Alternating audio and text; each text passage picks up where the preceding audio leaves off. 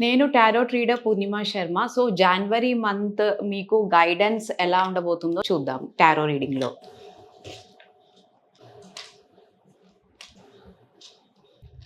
మీరు కొన్ని విషయాల్లో పేషెంట్‌గా ఉండాలి. సో, ఈ కార్డ్ మీకు పేషెంట్‌గా ఉండాలని చెప్తుంది.